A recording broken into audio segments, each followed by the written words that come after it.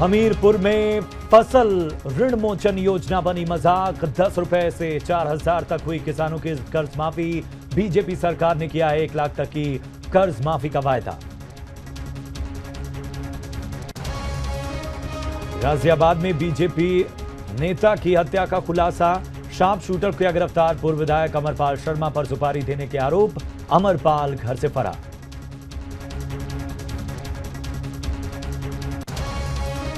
एटा में security guard ने 3 बच्चों को मारी गोली। 2 बच्चों की मौके पर मौत, एक की हालत नाजुक। घटना के वक्त नशे में था सिक्योरिटी गार्ड। दिल्ली में पीएम मोदी से मिले सीएम योगी। यूपी में हो रहे विकास कार्यों की दी जानकारी। बाद में अरुण जेटली से भी की मुलाकात।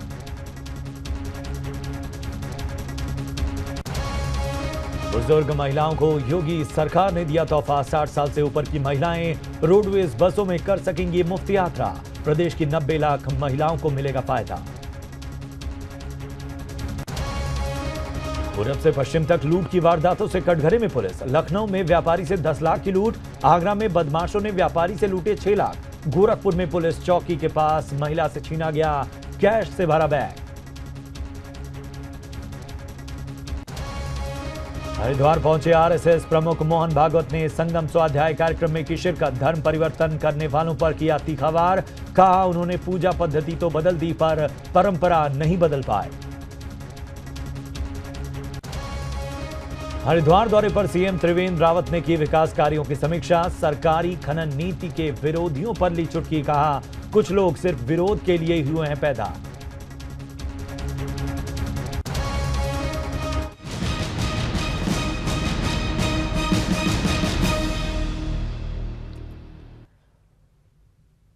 नमस्कार, महाबहस देख रहे हैं आप और इस वक्त आपसे मुखातिब हूं मैं प्रशांत पांडे।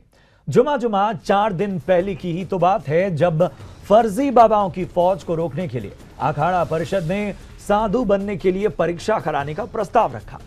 अब इलाहाबाद में 13 अखाड़ों के प्रतिनिधियों की मौजूदगी में अखाड़ा परिषद ने 14 बाबाओं के नाम सार्वजनिक करते हुए उन्हें फर्जी बताया है और उस लिस्ट को सरकार को सौंपने की बात कही है। वहीं इस पर अलग अलग प्रतिक्रियाएं भी सामने आ रही हैं। ये रिपोर्ट देखिए, फिर इस पहल को समझने की कोशिश करेंगे और समझेंगे कि क्या दूसरे धर्म से भी ऐसी पहल होगी।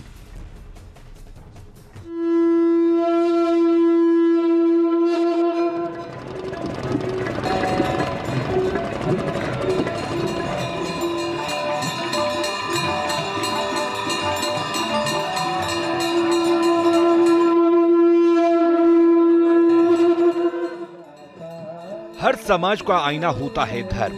उसकी संस्कृति का संरक्षक होता है धर्म। संस्कारों का समागम होता है धर्म। और हर धर्म के संवाहक होते हैं वो धर्मगुरु जो धर्म संदेश से समाज को दिशा देते हैं। लेकिन तब क्या हो जब दिशा देने वाले धर्मगुरु भ्रम का भंवर बनाकर भक्तों की भावना से खेलने लगे, धर्म को धंधा बनाकर अधर्म की दुकान चलाने लगे, तो फिर कौन राह दिखाए। लिहाजा अखाड़ा परिषद ने चिंता जताते हुए ऐसे 14 चेहरों से नकाब नोचे हैं जो उसकी नजर में फर्जी हैं, ढोंगी हैं। इन लोगों को बाबा क्यों कहा जाता है, महात्मा शब्द क्यों कहा जाता है इन लोगों के लिए? ये लोग महात्मा ही नहीं है। तो इसलिए हम लोगों ने आज अखाड़ा परिषद ने ये बताया है कि इन बाबाओं को बाबा की श्रेणी में रखा जाए और मीडिया से निवेदन किया गया है कि ऐसे फर्जी बाबाओं का सहयोग आप लोग मत करें, ये लोग बाबा नहीं है। इन फर्जी बाबाओं के इतने रूप हैं कि रंगों की रंगत का हर फलसफा फेल है। चलिए इन 14 चेहरों से आपका भी तारुफ करा देते हैं। आसाराम बापू उर्फ आशुमल शिरमलानी, सुखविंदर कौर उर्फ राधे मां, सच्चिदानंद गिरी उर्फ सचिन दत्ता, गुरमीत राम रही, ओम बाबा उर्फ विवेकानंद झा, निर्मल बाबा उर्फ निर्मलजीत सिंह, इच्छाधारी भीमानंद उर्फ शिवमूर्ति द्विवेदी, स्वामी असीमानंद, ओम नमः शिवाय बाबा, नारायण साईं, रामपाल, आचार्य कुशमुनि, बृहस्पति गिरी, माखनलाल सिंह, यानी फर्जी बाबाओं की ये फौज है जिनमें कोई बलात्कारी, कोई कारोबारी, कोई बिल्डर तो कोई शराब व्यापारी, चोला बदलकर चाल बदलने वाले, ये सब खुद को धर्मगुरु कहते हैं और सबके नाम के आगे एक से बढ़कर एक उपाधि लिखी है। अब इन उपाधिधारियों के कारनामे भी सुन लीजिए। आसाराम 2013 से ये नाबालिग शिष्या से रेप के आरोप में जेल में बंद है।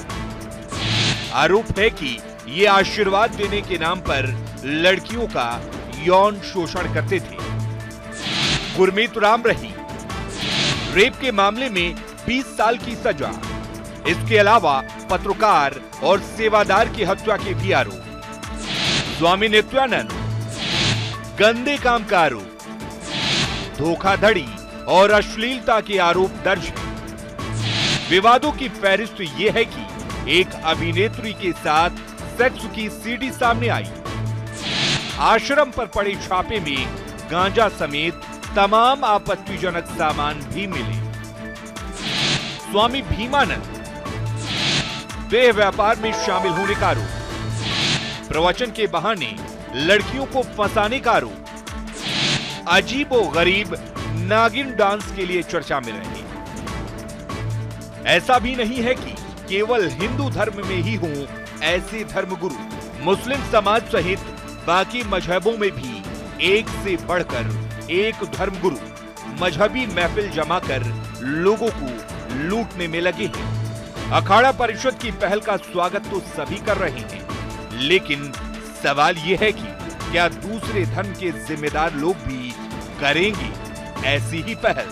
क्योंकि धर्म के नाम पर अधर्म कब तक? Bureau report, ETV news.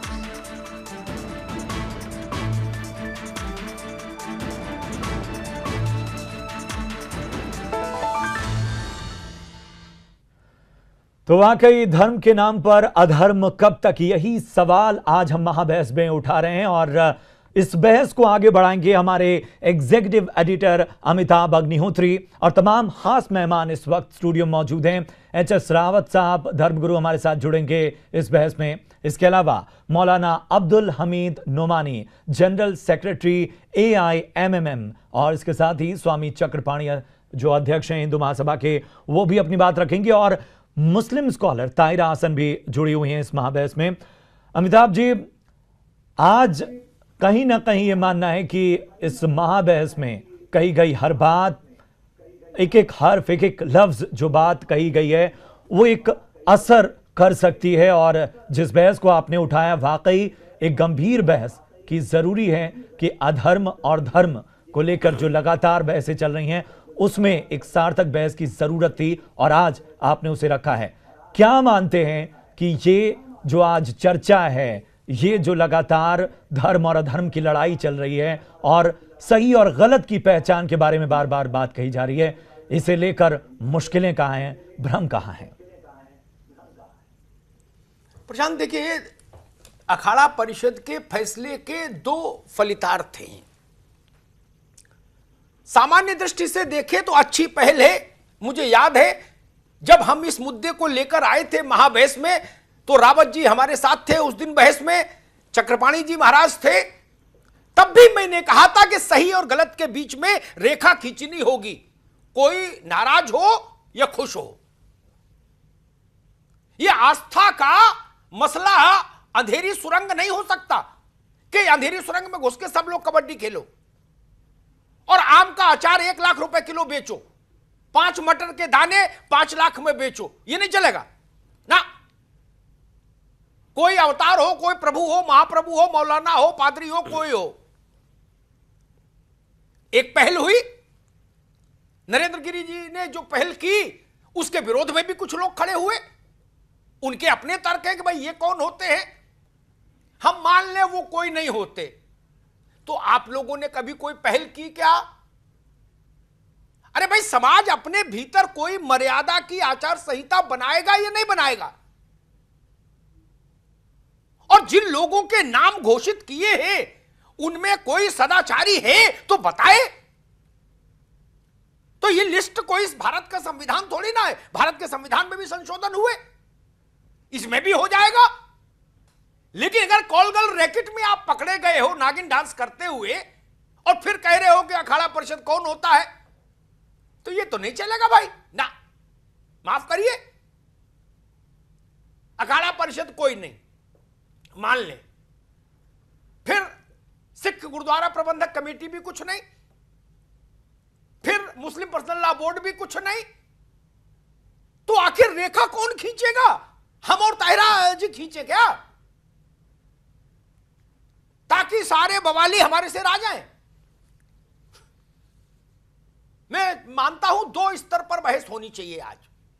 पहली, एक कोशिश तो हुई कम से कम गलत को गलत कहने की, इस पहल का स्वागत होना चाहिए। और जिस अखाड़ा परिषद ने ये घोषणा, ये लिस्ट दी है, अगर अखाड़ा परिषद में भी कुछ लोग गलत हैं तो उनकी लिस्ट आप जारी करो। दूसरे, जब एक दूसरे की लिस्ट जारी करोगे तब मंथन होगा, उस मंथन से अमृत निकलेगा। चक्रपाणी जी के खिलाफ लिस्ट जारी करें रावत साहब, रावत जी के खिलाफ करें चक्रपाणी जी, तब जाके समाज को पता लगेगा सच्चा कौन। एक, इस पर बहस हो। और दूसरा विषय मैं चाहता हूं, जिसके लिए मैंने नोमानी साहब को तकलीफ दी, ताहिरा जी से कहा कि आप आइए, ऐसी लक्ष्मण रेखा मर्यादा की दूसरे धर्मों को भी खींचनी चाहिए। वक्त खराब है, प्रतीक धुंधले हो रहे हैं, नाम खराब हो रहे हैं, और धर्म की जो उदात्त परिभाषा थी वो धूल में सनी नजर आ रही है कुछ चेहरों के कारण। धर्म जिए, धर्म जीते, धर्म शाश्वत रहे, इसके लिए तालाब की सफाई करनी होगी। उस तालाब का ही हिस्सा हिंदुत्व है, उसी का हिस्सा इस्लाम है, उसी का हिस्सा क्रिश्चियनिटी है। जितने धर्म भारत में हैं सब उसके हिस्से हैं। यह पहल होनी चाहिए हर धर्म के भीतर से। चक्रपाणी जी महाराज, आपसे बात शुरू करूं। अखाड़ा परिषद ने कुछ नाम जाहिर किए, परिषद ने उनको इकट्ठा लिख दिया, बस इतनी बात है। वरना उनकी कीर्ति कौमुदी तो बरसों से देश भर के अखबारों में, चैनलों में, सब में छाई हुई है। हर थाने में उनके खिलाफ रजिस्टर भरा है। इन्होंने बस इतना ही किया कि सब नाम 14 इकट्ठे लिख दिए, वरना जान तो सब सबको रहे हैं महाराज। कोई आपत्ति? जी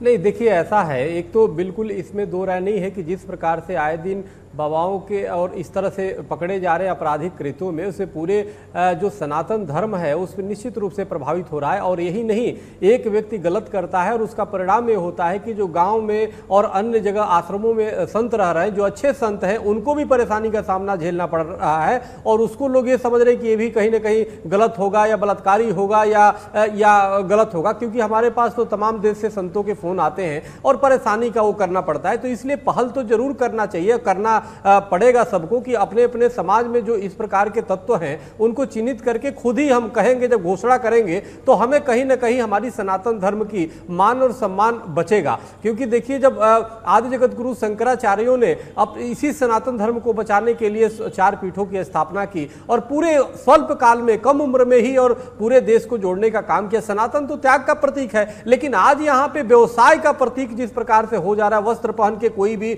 और बाबा बन के और वो करने लगता है। लेकिन इसमें सबकी जिम्मेदारी होती है, शासक, संत, समाज, तीनों की जिम्मेदारी होती है। और तीनों की जिम्मेदारी है कि इस पे मिल करके काम करें। क्योंकि जो आदमी भौतिक चीजों में परेशान है, वो जाता है कि हम आध्यात्मिक किसी व्यक्ति के पास जाए कि हमारी ये भौतिक जीवन भी ठीक हो और मोक्ष भी मिले, स्वर्ग भी मिले या जो भी हो, शांति भी मिले। नहीं, कदम तो देखिए इसमें दो बातें हैं। एक तो इसमें कई ऐसे नाम हैं जिसको अखाड़े ने स्वयं महामंडलेश्वर बनाए हैं और उसके बाद विवाद होने पे हटा दिया। तो सबसे पहले जो महामंडलेश्वर बनाए जाने चाहिए थे तो उसमें उस पर चिंतन करने चाहिए कि उसका आगे पीछे देखना चाहिए। अब एक व्यवसायी सीधे आकर के आता है और सीधे महामंडलेश्वर पद पे बैठ जाता है और वही लोग वो करते हैं। देखो, मंशा अच्छी है, ये होना चाहिए, लेकिन उसमें अच्छा कुछ लोग इसमें ऐसे हैं जिसे सनातन से कोई मतलब नहीं है, उसमें कुछ नाम ऐसे हैं। लेकिन जो रावत साहब जब राधे मां महामंडलेश्वर बनी तब भी मैंने विरोध में आवाज उठाई जी। मैंने कहा अखाड़ा परिषद के कर्ता धर्ता लोगों से कि महाराज देख समझ के चलिए। उसके बाद नोएडा का एक कारोबारी वो अचानक बना। अभी तक हमने ये सुना था कि रातों रात एमएलए एमपी की टिकट मिल जाती है राजनीति में। जी जी जी। अब मैंने देखा कि धर्म की टिकट भी रातों रात मिलने लगी जी। रात में शराब पी के सोए, सुबह उठे, बोले जी अब बाबा बनना है। बोले बन जाओ, आ जाओ। ये बात जो चक्रपाणी जी ने उठाई, ये बात तो दुरुस्त है जी। सर्टिफिकेट क्यों बांटा आपने? आज उनको हटाने के लिए मशक्कत करनी पड़ रही है। पहले घर के अंदर लाए क्यों थे? जब आप लाए थे उनके चरित्र की खुशबू तो तब भी पूरे जगत में व्याप्त थी।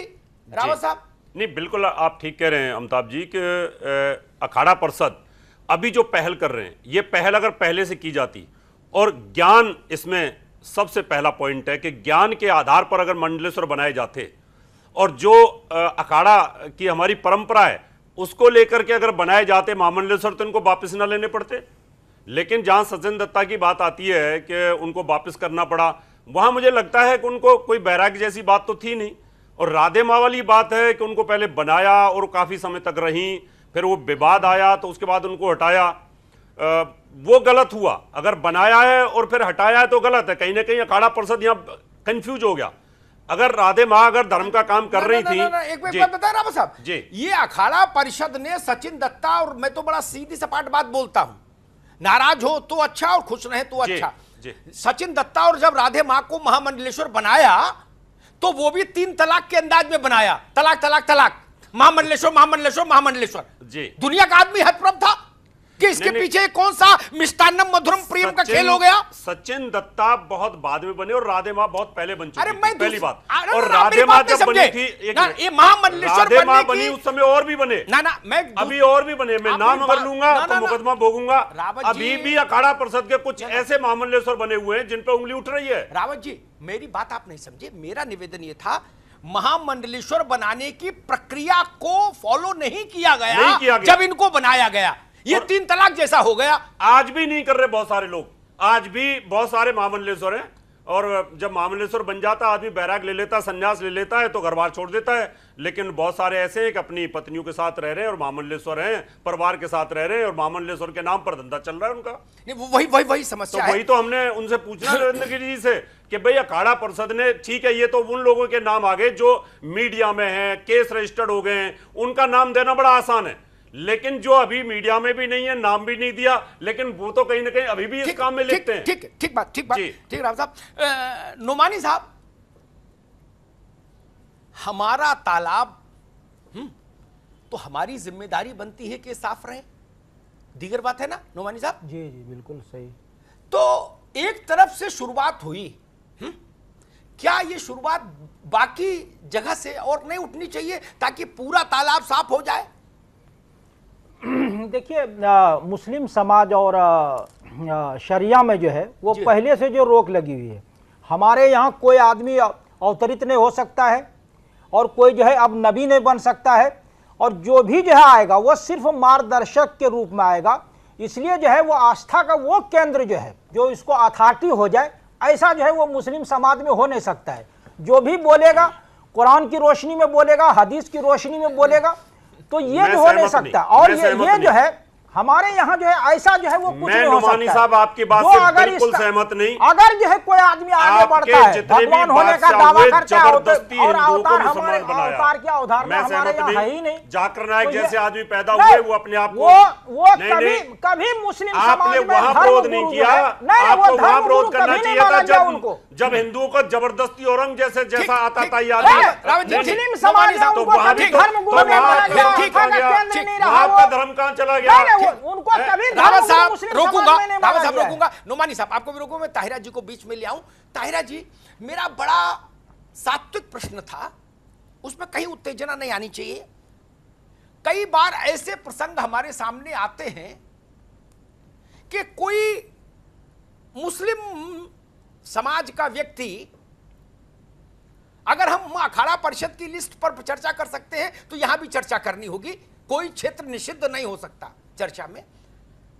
वो डुगडुगी बजा रहा है और झाड़ फूक कर रहा है और झाड़ फूक के नाम पर तमाम बवाल हो रहे हैं, मुकदमे हो रहे हैं फिर बाद में, कहीं स्त्री के साथ कुछ कर दिया, कहीं बच्चे के साथ कुछ कर दिया, कहीं कोई बवाल कोई। तो एक डिग्रेडेशन जो है, अवमूल्यन जो है, वो हिंदू धर्म में भी बाबाओं ने किया, इधर मौलानाओं ने भी बवाल किया। क्या हम सब लोग मिलके कोई नया रास्ता नहीं बनाएंगे, तालाब की सफाई नहीं करेंगे? इसमें नाराज होने की कहां बात है? बिल्कुल, देखिए ये किसी जी अमिताभ जी, मेरा मानना है कि किसी भी धर्म में इस तरह की कुरीतियां हो उनको खत्म करना चाहिए, क्योंकि देखिए हमारा देश में बार बार कहती हूँ संविधान से चलता है। हमारा आर्टिकल 51 कहता है, 51A कहता है साइंटिफिक टेम्पर बनाने की बात करता है। हर सिटीजन की जिम्मेदारी है कि साइंटिफिक टेम्पर बना के रखे। अगर किसी मज़ार पे इस तरह का हो रहा है, मज़ारों पे होता है कि भाई आइए आपको ये बीमारी है ठीक हो जाएगी, आपकी परेशानियां ठीक हो जाएंगी, ये तावीज़ आपको बांध के दिया है नौकरी मिल जाएगी, इस तरह का तमाम चला रहे हैं, ये भी तो गलत है। इस तरह की चीज़ों को भी रुकना चाहिए, ये एक तरह से डिसीव करने की बात है। अगर ये हिंदू समाज में है तो उसमें भी ख़त्म होनी चाहिए, और मुस्लिम समाज में है तो वो भी ख़त्म होनी चाहिए। अभी हमारे मौलाना साहब कह रहे थे कि सब कुछ हम वही करते हैं जो कुरान के आइन में होता है, उससे हम बात करते हैं। अरे साहब, आपने ट्रिपल तलाक पे तो कुरान के आइन को देखा ही नहीं, आप तो दूसरा ले आए, आखिर में आपको मुंह की खानी पड़ी, आप घुटनों पे आ गए। आपके मुस्लिम पर्सनल लॉ बोर्ड ने कहा कि हमने एडवाइजरी जारी कर दी है, अब ये निकाहनामा में ट्रिपल तलाक इन वन गो जो है वो ऑप्शनल होगा। पहले तो आप हटाने के लिए तैयार नहीं थे, रिग्रेसली उसके लिए लड़ रहे थे, उसको प्रोटेक्ट कर रहे थे। तो देखिए जहां जहां खराबियां हैं उनके खिलाफ बोलना चाहिए और आगे आना चाहिए।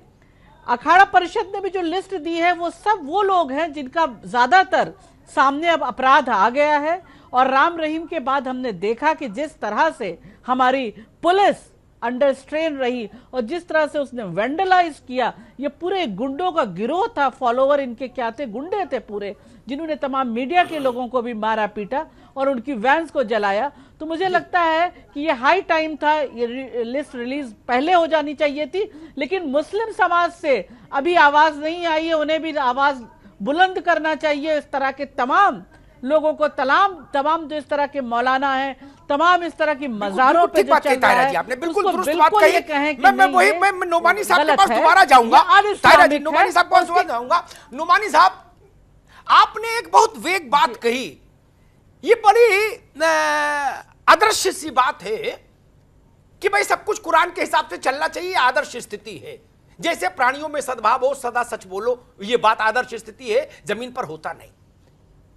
मुश्किल ये है कि जब हम पढ़ते हैं भूरे शाह बंगाली, काला जादू वाले, दुनिया की कोई समस्या हो मिले 1100 रुपए फीस, काम ना हो पैसा वापस, तो फिर मैं उसमें शरीयत ढूंढता हूं, कुरान ढूंढता हूं, उसमें नबी को ढूंढता हूं, कोई नहीं मिलता, अली मियां साहब भी नहीं मिलते।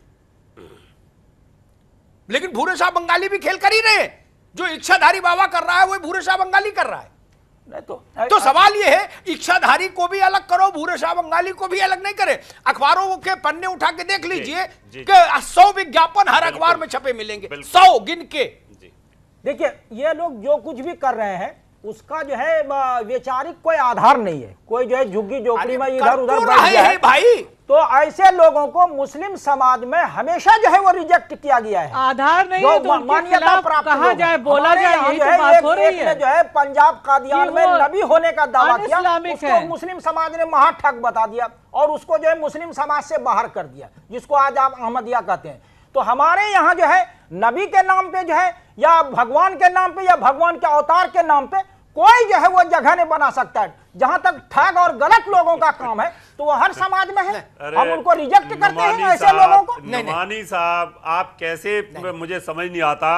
अभी मैं एक वीडियो देख रहा था अमिताभ जी, उस वीडियो के अंदर गाय को काटा जा रहा है और वहां आवाज लगा रही थी अल्लाह अकबर अल्लाह अकबर, और धड़ाक से गाय की गर्दन काटी जाती है। ठीक, एक मिनट, वहां अल्लाह कहां गया? क्या अल्लाह ने बोला है कि गर्दन काटी गई है? आधार नहीं है उसमें। ठीक रावत साहब रुकिए, भगवान का नाम लेकर के हत्या कर रहे हैं। हमारे यहाँ नोमानी साहब, इन चीजों को। रावत साहब, जो भी कर रहा नोमानी है, साहब रुकिए, जो भी कर रहा है वो मसला ये नहीं मेरे लिए Please, मसला सिर्फ come in. इतना है, अगर हिंदू में बाबा पाप करे तो वो अपराधी, इस्लाम में मानने वाला बाबा पाप करे तो अपराधी नहीं, ये मुझे मंजूर नहीं। नहीं वो भी अपराधी है, ठीक, जो भी सारे करते हैं अपराधी है। तो आइए हम क्लियर है कि क्या क्या अरे अपराध है, क्या अपराध दोनों। है, फौरन ये बता दिया जाता है। नोमानी साहब, एक आपकी जानकारी बढ़ा दूं। आप बोलो, रावत जी, एक मिनट, आपकी एक जानकारी जाकिर नाइक के खिलाफ सुनो हम लोग भाई। बोल चुके हैं। हम जब उसको धर्म गुरु अरे नहीं मानते, सुनो। आलिम नहीं मानते हैं और आस्था का हमारे केंद्र है, तो नोमानी उसके खिलाफ तो हम साहब, बोल एक चुके सेकंड, हैं। रावत जी रुकिएगा। नोमानी साहब, एक आपकी जानकारी बढ़ा दूं बहुत अदब से। आपने कहा हमारे यहां सब क्लियर है, जितने वेद शास्त्र पुराण स्मृति हमने पढ़े उन सब के आधार पर मैं कह सकता हूं हिंदुत्व में भी सब कुछ क्लियर है। उसके बावजूद इच्छाधारी बाबा पैदा हो जाता है और उसके बावजूद भूरा शाह बंगाली पैदा हो जाता है। ये हमको मत समझाइए कि हमारे यहाँ क्लियर है। भूरा शाह जो है वो क्लियर कहां नहीं है भाई? भूरा शाह जो है वो हमारे यहाँ जो है वो आस्था का केंद्र कभी नहीं बना है। वो सामने आ ही नहीं सकता, वो चोरी छुपे ये कर सकता है। उसका कोई जो है मठ और खानका नहीं है ऐसे लोगों का। वो चोरी छुपे जो धोखाधड़ी करता है वो मुस्लिम समाज उसको कभी जो आस्था का केंद्र नहीं मानता है। ताहिरा जी, एक छोटा सा सवाल आपसे लूंगा, फिर ब्रेक पे जाऊंगा। इस्लाम में बहुत सारे ऐसे देख रेख करने वाले लोग हैं, धार्मिक लोग, जिन पर आर्थिक भ्रष्टाचार के आरोप लगे, जिन पर वक्फ की संपत्ति के दुरुपयोग के आरोप लगे, वो इस्लाम का चेहरा नहीं रहे क्या? जिन्होंने गरीबों की संपत्ति बेच खाई, बिल्डरों को दे दी, बिल्कुल, क्या नाम लूं? बिल्कुल जी, बिल्कुल। और वक्फ बोर्ड के पास भी जो इतना संपत्ति है उसको क्या गरीबों के किस काम में लगा रहे हैं? खासकर हम कहते हैं विडो जो हमारी महिलाएं हैं उनके लिए क्या कोई शेल्टर होम बनाया है इन्होंने? ट्रिपल तलाक से मार खाई हुई महिलाओं को कोई अपग्रेड किया, कुछ सिखाया, वहां कंप्यूटर क्लासेस या कुछ शुरू किए? क्या किया इन्होंने? उन पैसों का क्या किया, ये बता सकते हैं? ये तमाम जो मौलाना साहिबान है, अगर वो इस्लाम की तरह चला जाए, रसूलुल्लाह की बात कर रहे हैं, प्रॉफिट क्या पैसा या प्रॉपर्टी रखते थे? जमीन पे क्या वही हो रहा है जो प्रॉफिट ने कहा था?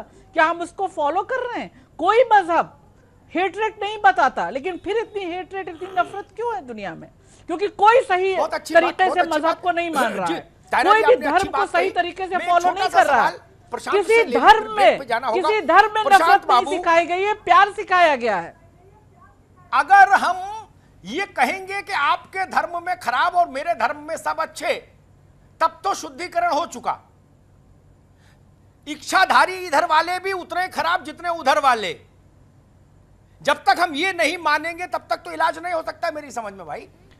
बिल्कुल सर, जिस तरह से इस डिबेट को हम सुन रहे थे और जैसा आपने जिक्र किया कि एक दूसरे पर ही उंगली उठाई जा रही है, और एक हाल ही में एक शेर सुना मैंने और वो वाकई इस मौके पर बड़ा मौजू हो जाता है। और जब बात चल रही है कि आईना रखने का इल्ज़ाम जो है वो हमेशा आ जाता है सब पर, लेकिन चेहरा जब बदलने की बात आती है तो कोई वो इल्ज़ाम लेना नहीं चाहता। और पूरी तरह से कहीं ना कहीं इस अंधेरे को ख़त्म करने के लिए रोशनी लेकर चलना पड़ेगा। लेकिन सवाल वही है कि आखिर इस रोशनी को चलकर जो आगे लेकर जाएगा उसे कितना अंधेरा झेलना पड़ेगा और क्या इस अंधेरे की जिम्मेदारी कोई लेगा। बहरहाल यहाँ रुकेंगे एक छोटे से ब्रेक के लिए, फौरन हाजिर होते हैं।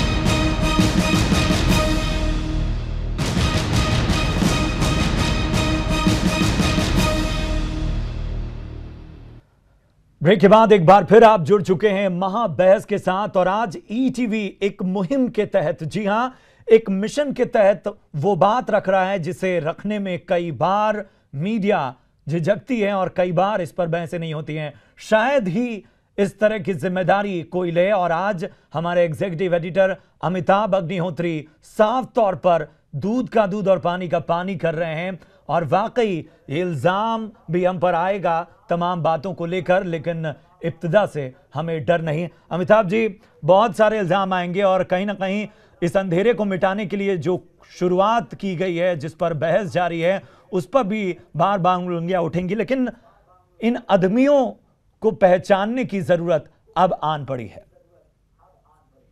ये बिल्कुल, देखिए सबसे बड़ी बात है कौन क्या कहता है, इल्जाम लगाता नहीं लगाता, ये छोटे मसले हैं। बड़े मसले ये हैं कि जिन चेहरों पर लाखों करोड़ों भोले भाले लोग यकीन करने लगते हैं, उन चेहरों को पाक साफ होना चाहिए। वो इस्लाम में हो, वो सिखिज्म में हो, बुद्धिज्म में हो, हिंदुत्व में हो, जैन में हो, कहीं हो, इससे क्या फर्क पड़ता है। और मैं वैसा आदमी कभी नहीं रहा कि कड़वा कड़वा थू और मीठा मीठा गप। जो सह जाए उसको और दो लगाओ और जो आंख दिखाए उससे डर के भाग जाओ ना, ये नहीं। बात होगी तो सीधी होगी, सपाट होगी, सबके लिए होगी। प्रशांत, नरेंद्र गिरी जी जुड़ने वाले थे हम लोगों के साथ, क्या जुड़ गए हैं? जी, नरेंद्र गिरी साहब जुड़ गए हमारे साथ और इस वक्त इस पैनल में मौजूद है। नरेंद्र गिरी जी प्रणाम, अमिताभ अग्निहोत्री बोल रहा था। अमिताभ जी आशीर्वाद, ओम नमो नारायण, नमस्कार। नमस्कार महाराज, आपने जो लिस्ट जारी की जी, इस पर बड़ा बवाल भी हो गया भाई। जी जी, कुछ लोग कह रहे हैं कि अखाड़ा परिषद ने कैसे जारी कर दी लिस्ट। जी जी, तो मैं पहले इसका उत्तर दे दूं आपको। जी, ऐसा है, अखिल भारतीय अखाड़ा परिषद का गठन सन 1954 में हुआ।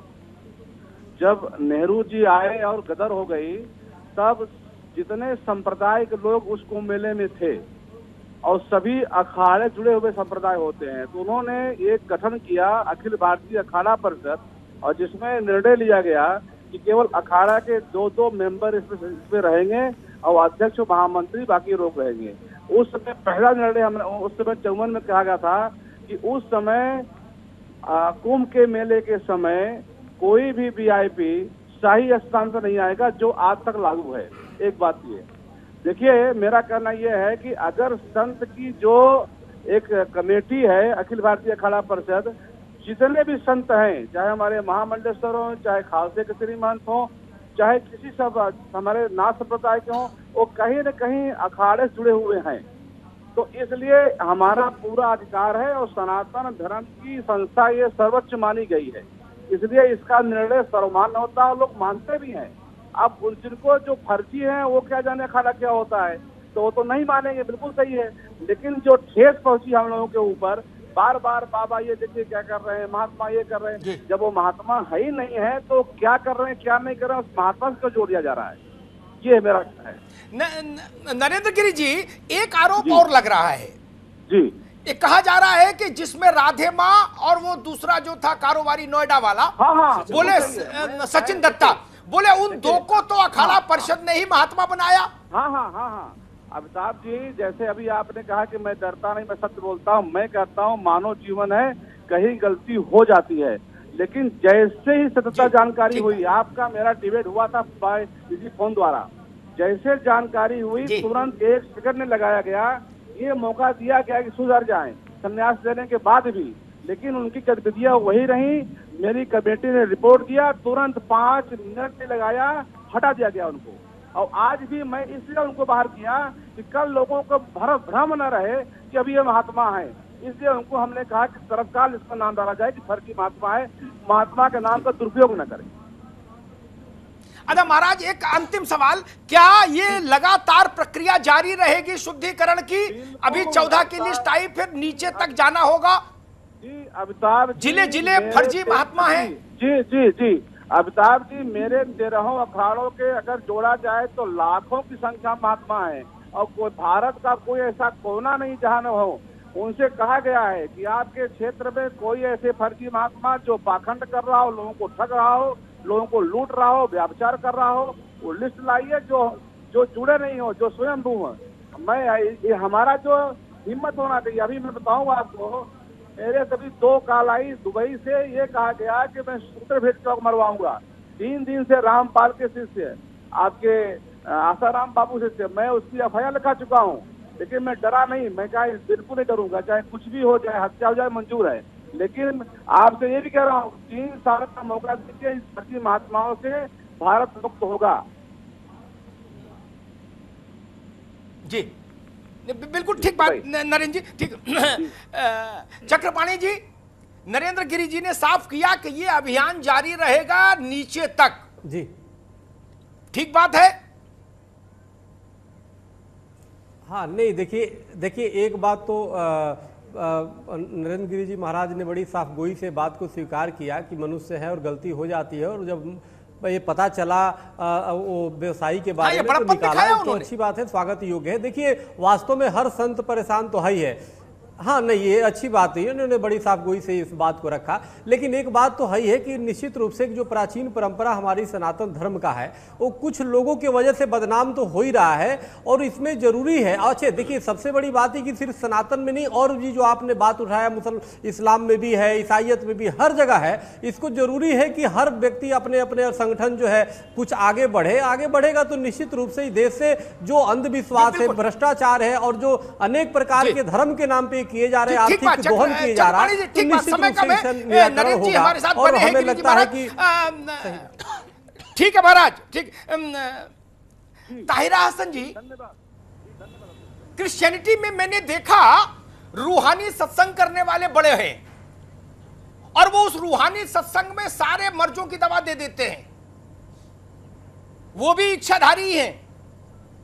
जी बिल्कुल। तो ये सफाई अभियान सर्वधर्म क्यों नहीं हो? मैंने कहा तो मजारों पे बिल्कुल हो, क्रिश्चियनिटी में भी हैं, इसमें इस्लाम में भी हैं, सभी धर्मों में हैं, और हिंदू धर्म में है। जैसे कि अभी अखिल भारतीय अखाड़ा परिषद ने एक अपना लिस्ट जारी किया है। लेकिन ये भी बात सही है कि तमाम जिलों तक जाना होगा। हर जगह इस तरह के बाबा हर धर्म में मौजूद हैं। मुस्लिम्स में भी मैंने कहा ना, जगह जगह मजार बन गई है, वहां पे आप जाइए, किसी बच्ची की शादी नहीं हो रही है, बेटा नहीं हो रहा है।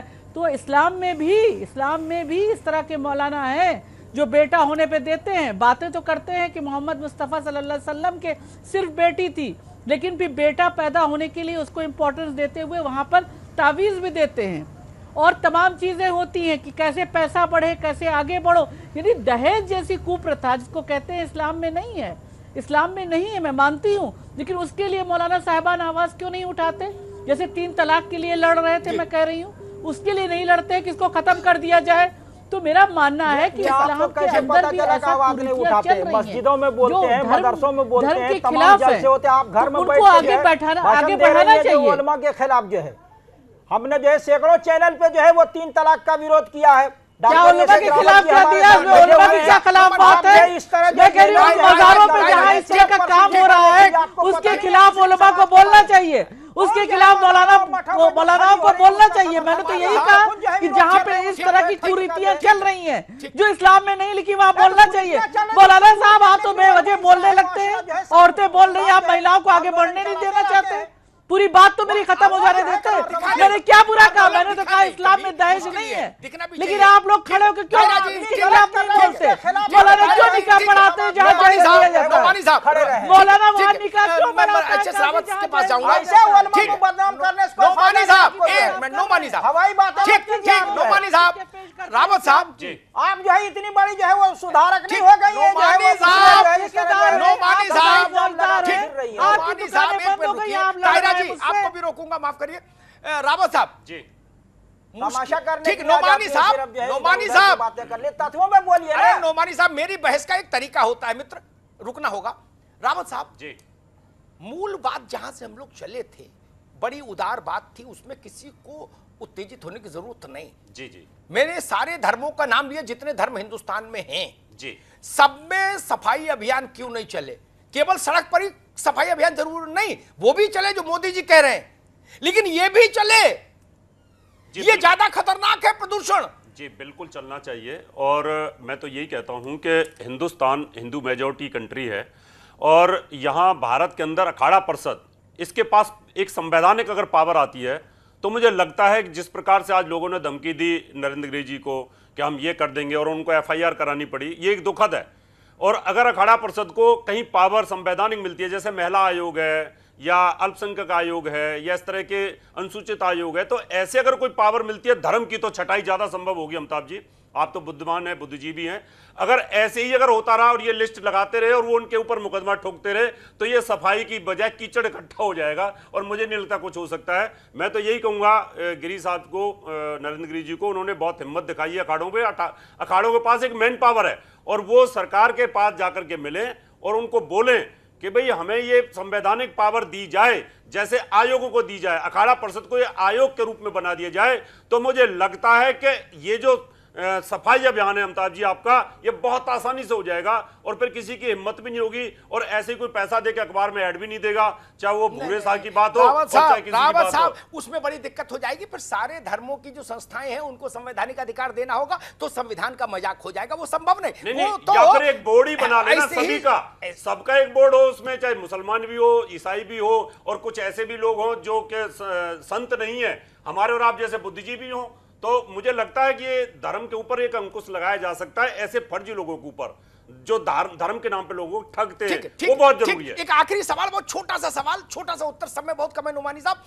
क्या सभी धर्मों को अपने मजहब में जो भी गलत लोग हैं उनको सख्ती के साथ बेनकाब करने की जरूरत है? बिल्कुल है नुमानी साहब, बिल्कुल है, जरूरत है। मैं आपको अभी उदाहरण देता हूं। हमारे यहाँ जो तबलीगी जमात है वो बहुत बड़ी संस्था है, तो मुस्लिम समाज को लगा और जो सबसे बड़ा जो शिक्षण संस्थान है दारुल देवबंद, वो उसको लगा कि ये जो गलत हो रहा है, सारे लोग एक साथ हो गए और उस आदमी को जो है वो झुकना पड़ा।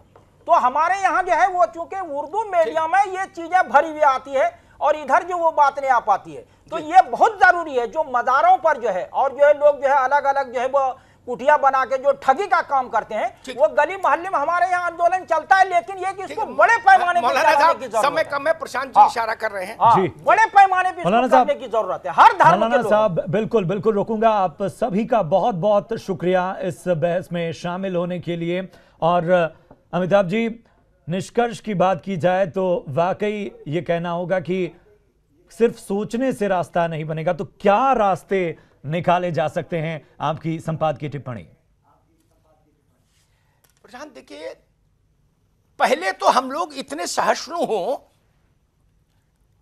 जैसे इस्लाम पर मैं बात क्यों नहीं कर सकता? एक बार महिला इस्लाम की जो बहु बेटियां हैं उन पर कोई बहस हो रही थी, किसी चैनल पर मैंने कुछ बोला तो एक हमारे मित्र थे साथ में, वो इस्लामी उसके जानकार, उन्होंने कहा भाई आपको क्या हक है बोलने का? तो मैंने कहा ये मेरी माँ है, ये मेरी बहन है, ये मेरी बेटी है, मुझे हक क्यों नहीं? और हिंदुत्व पर मौलाना नौमानी साहब क्यों नहीं बोल सकते? क्यों नहीं? एक दूसरी बात, जो गेरुआ कपड़ा पहने वही हिंदुत्व पर बोलेगा, जो चेक की शर्ट और ब्लैक पैंट पहनेगा वो नहीं बोलेगा। क्यों भाई? इस्लाम पर वही बोलेगा जो टोपी लगाएगा, जो नहीं लगाएगा वो नहीं बोलेगा। क्यों? इस्लाम नौमानी साहब, मैं वही कह रहा हूं, कोई अपनी मां को कोई अपने उसको ऐसे बांट सकता है क्या? धर्म तो जीने की चीज है। हो सकता है एक रिक्शे चलाने वाला आदमी हमसे बेहतर धर्म को जी रहा हो।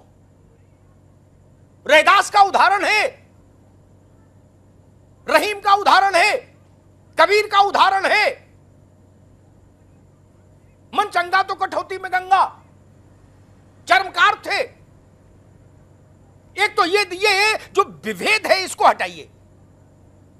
जिस धर्म पर कुछ बोल दो वो डंडा लेके खड़ा, बोले आप कैसे बोल दिए, आप कौन होते हैं, हम लोग फैसला करेंगे। अरे भाई, कहां आपको कहां से रूहानी आवाज आई है कि केवल आप ही बोलेंगे ना? इच्छाधारी बाबा ये जो नाच रहा है ये भी गलत, जो रूहानी सत्संग के नाम पर लोगों को ठग रहे वो भी गलत, जो समोसे में चटनी लगा के कृपा भेज रहे वो भी गलत, और जो मजार पर भूरे शाह बंगाली लड़का होने का ताबीज बांट रहे वो भी गलत। सबके साथ सख्ती से व्यवहार होना चाहिए और सबसे आदर्श स्थिति ये होगी कि ये काम खुद कर लें हम लोग, हमसे मतलब नुमानी साहब कर ले, ताहिरा हसन कर ले, अमिताभ अग्निहोत्री कर ले, चक्रपाणी जी महाराज कर ले, रावत साहब कर ले, नरेंद्र गिरी जी कर ले, शंकराचार्य लोग कर ले। क्योंकि अगर कभी 10, 20, 50 साल बाद ऐसी स्थिति बनी कि ये काम सरकार के हाथ में गया, शासन के, तो बड़ा बुरा लगेगा मित्र। फिर क्या, फिर तो दरोगा आएगा और कहेगा बाबा हाजिर हो, मौलाना हाजिर हो, चलो थाने में आओ, है दिखाओ क्या मसला है, क्या है। तब मर्यादा टूट जाएगी धर्म की। मेरी चिंता वो है, धर्म की लाज बची रहे, धर्म की मर्यादा बची रहे, इसलिए शुद्धिकरण करिए। मोदी जी देश के शुद्धिकरण का अभियान चला रहे हैं, आप और हम मिलके अपने अपने धर्म के शुद्धिकरण का अभियान चलाएं।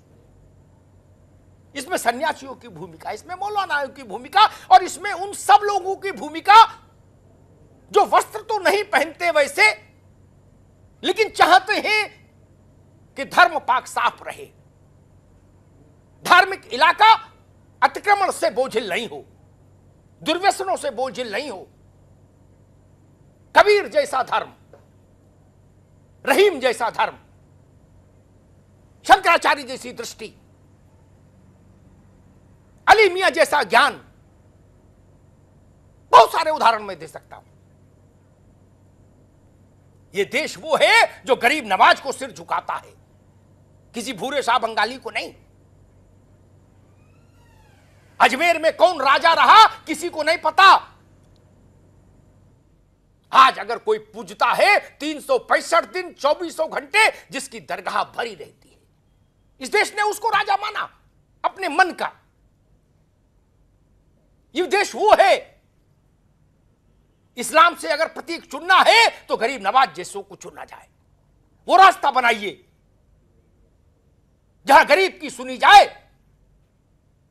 चंद लोग बैठकर मजहब को बंधक मत बनाइए, चाहे इधर वाले हो चाहे उधर वाले हो। भाई मैं अखाड़ा परिषद के इस कदम के साथ हूं, उसको उचित कदम मानता हूं। यह प्रक्रिया सारे धर्मों में होनी चाहिए, यह प्रदूषण रुकना चाहिए। आज इसमें कम ऊर्जा लगेगी, हो सकता है कल जब आप जागे तो देर हो जाए, और उसके बाद जो देश की नई पीढ़ी है, नोमानी साहब बहुत दुख से कहूंगा, वो ना हमारी सुनेगी ना आपकी सुनेगी। वो आप पर भी भरोसा नहीं करेगी और चक्रपाणी जी पर भी नहीं करेगी। नई पीढ़ी, पुरानी तो कर लेगी कि उलेमा ने फतवा दिया है मान लेगी। जो आज बच्चा 18 साल का है वो कहेगा कोई फतवा नहीं, नो फतवा और नो चक्रपाणी जी। तब ये वजूद बचा रहे, ये ताव बचा रहे, ये आप बची रहे, इसलिए धर्म को शुद्ध करिए। धन्यवाद। बहुत बहुत शुक्रिया अमिताभ जी, और तमाम मेहमानों का भी हम शुक्रिया करेंगे इस महाबहस में शामिल होने के लिए।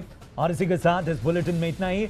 उत्तर प्रदेश की खबरों को विस्तार से जानने के लिए news18up.com, जबकि उत्तराखंड की खबरों को विस्तार से जानने के लिए news18uk.com पर लॉगिन करना ना भूलें। नमस्कार।